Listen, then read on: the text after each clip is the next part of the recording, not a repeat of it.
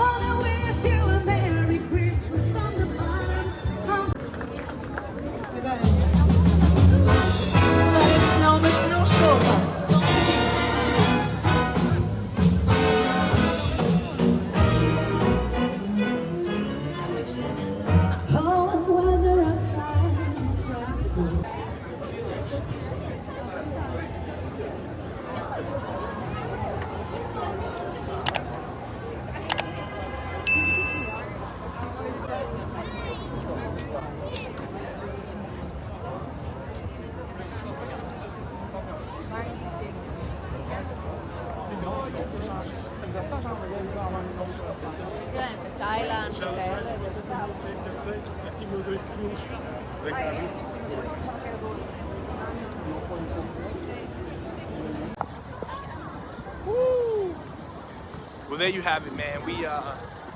So we just left the Christmas market right now. It's crazy. It's already packed and busy. That's Lisbon for you guys. So so Rocio Square is one of like my favorite squares in Lisbon. I went there my first weekend here. Let's go.